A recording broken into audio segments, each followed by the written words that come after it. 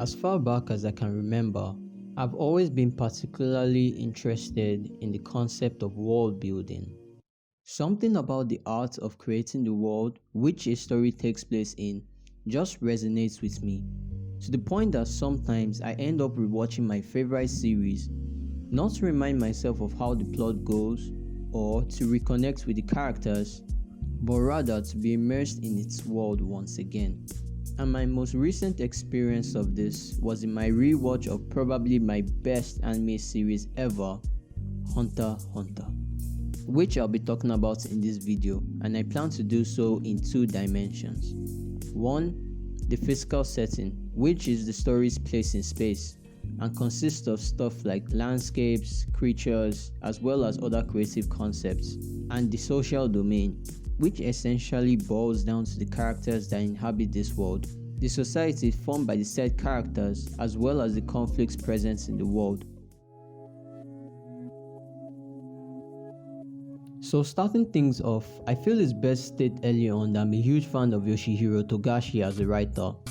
especially when you start to consider his previous works, such as the ever popular Yu Yu Hakusho, the comical Level E, and his current series, which I personally consider to be his magnum opus, Hunter x Hunter. And while the reason for Hunter x Hunter's popularity and widespread success can vary from person to person, a recurring point of praise that I see every Hunter x Hunter fan put up, at least to my knowledge, is with Togashi's ingenuity when it comes to world building. And this isn't far-fetched, as it is very easy to acknowledge that this is an aspect of storytelling that Togashi is eager to explore.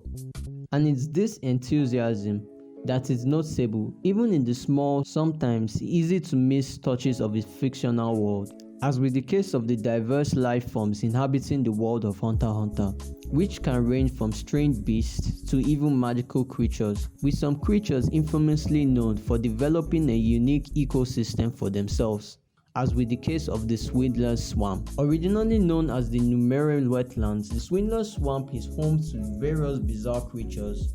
some of which will use any known trick in the book to fool their prey and consume them, mainly due to the fact that many of their builds put these creatures at an immediate disadvantage, so being cunning is their only means of adapting to their environments. My personal favorite for no certain reason is the frog in waiting, which large size logically means it will be extremely slow, thus suggesting that it will have a hard time chasing its prey. So it adapts by hiding underground with its mouth open, waiting for an unsuspecting prey to pass over before ingesting them. Even aside from this, our locations and landscapes, they are really intricate and are just genuinely fascinating in design. And some of the locations we have had the opportunity of exploring have setups that are amusing just from its structure,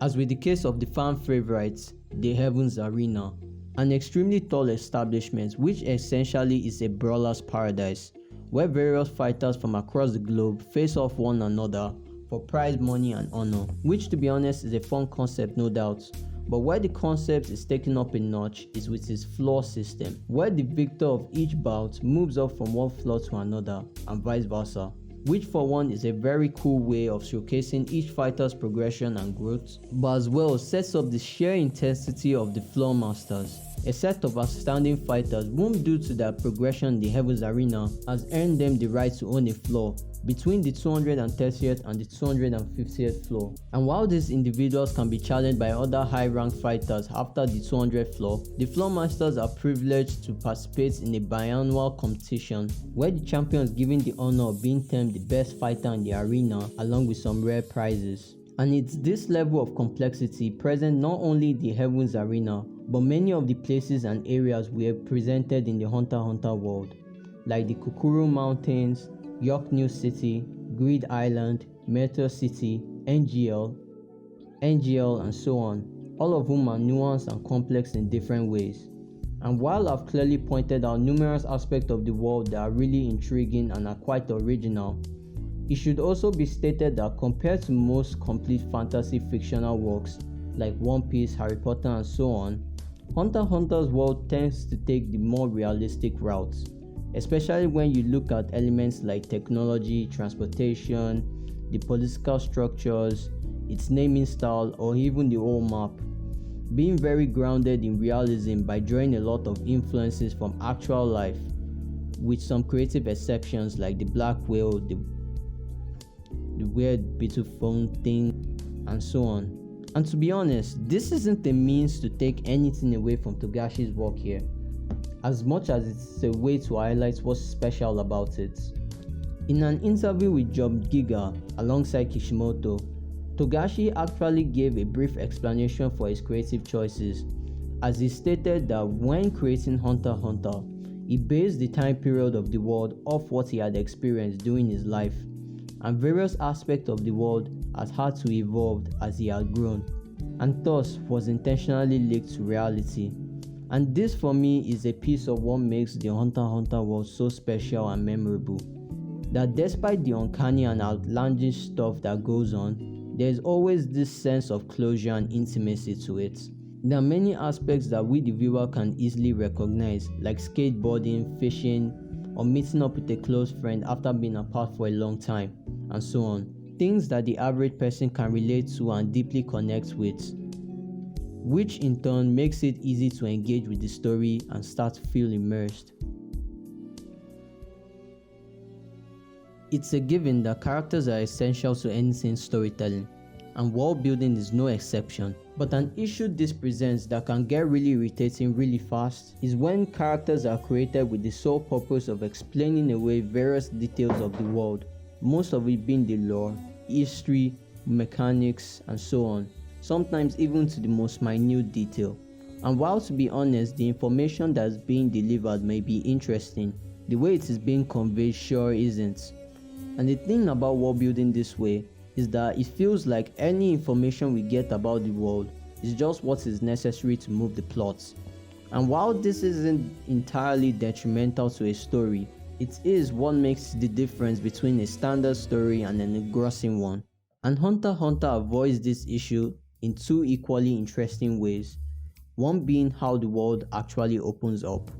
Because unlike most of the other series I've read or watched that start off with the lore or intricate details of the world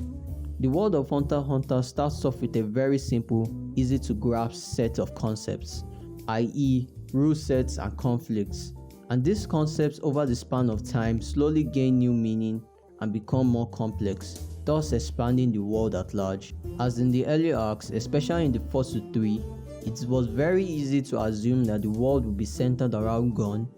later on Gon and Killua, with Kurapika, Leorio, and even Hisoka serving as the supporting cast. And while doing this set of chapters, Togashi did a stellar job fleshing out the dynamics between Killua and Gon in ways that makes us engage with their journeys. It's undeniable that the amount of world building during this time was extremely minimal, with very little detail given to various organizations such as the Phantom Troop, the Hunter Association, as well as political structures and so on, at least until we get to the York New City arc. The advent of the York New City arc came with a drastic change in the scope of the Hunter x Hunter world, serving as a major turning point from the more uncomplicated small-scale conflicts to conflicts of a much greater scale,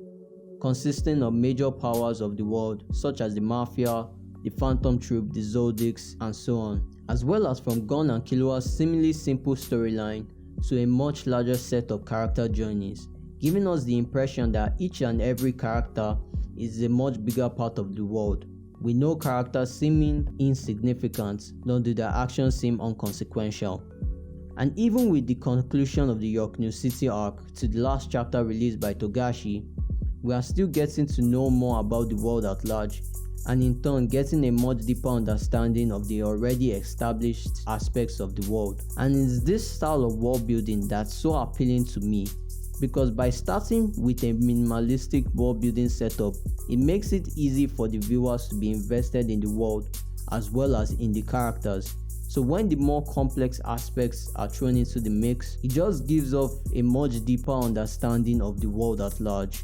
And second being the fact that the world itself is backed up by a strong theme, which is expressed primarily through the diverse ways which the characters in the series interact with one another, as well as their environments. And the theme I'm talking about here is the idea of hunting for the unknown. The word unknown functions as a collective term for various things such as vast treasure, creatures, unexplored lands, ruins, ancient history, as well as bounties, rare cuisine, and so on, all of which the Hunter x Hunter universe is immensely filled with. Thus, each and every character in one way or another is shown to be in pursuit of their own version or interpretation of this unknown, as any hunter will, which most often they will consider to be their goal or sometimes their dream, and feel that by attaining it in the long run will give them a sense of satisfaction or fulfillment, even though most time it's not the case for most of them. And it's this burning desire to move forward towards a goal that grounds the characters of Hunter x Hunter, to the extent that sometimes you can view them not just as fictional characters trying to move the plot forward, but as genuine people with their own nuances, beliefs, flaws, aspirations, and a pretty extensive background to boot, most of which shows how the physical environment, alongside other characters, affect and influence their personality, what they desire the most out of life, as well as the path or journey they take to attain it. And then, just as in reality, you have these individual journeys barge into one another in diverse ways, most of which end up being very chaotic and brutal, as with the case of the Chimera Ant arc. What initially started out as a small, unassuming or insignificant event of an almost fatally injured Chimera Ant queen trying to regain her strength and survive, and suddenly, just like an out-of-control set of dominoes, the dozens of minor logical choices and decisions made by several well-defined characters ended up having a much bigger effect on the world at large, as the whole arc blew up to become a fully fledged war between two dominant species, the conclusion of which completely enhanced my experience of the Hunter x Hunter world and where we are actually going with its story. And by that at least, I mean the introduction of the Dark Continent.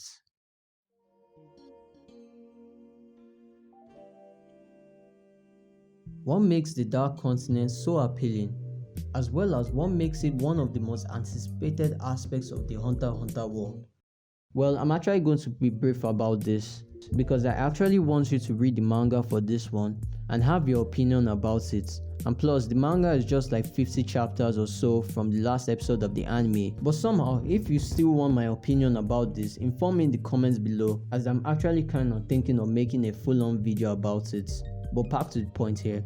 A major reason why the Dark Continent is so appealing to me is because it made me realize what I find so satisfying in Hunter x Hunter's world. Something that has been staring me in the face since the very first arc, but I never really took it to note. And that's because of just a single fact, that everything in the Hunter x Hunter universe is always evolving. The world isn't something predetermined, but rather it's constantly shifting and changing, to the point that I can barely even predict anything that could happen next in this world, what I could learn about it, or how the relationship between characters will change, which creates this sense of curiosity, mystery, and wonder, keeping me engaged and immersed in the world.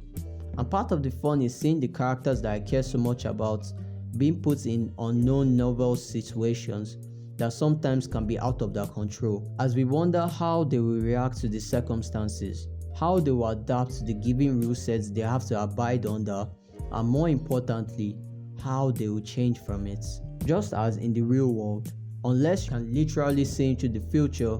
we can't always be sure of what will happen next in our lives, or what situations we will have to face, or how we will change from it. And I feel it's Togashi's willingness to capture this feeling, the feeling of a lack of complete autonomy in his world, that makes this adventure so worth exploring. And this is why, for me at least, the world of Hunter x Hunter is so worth talking about.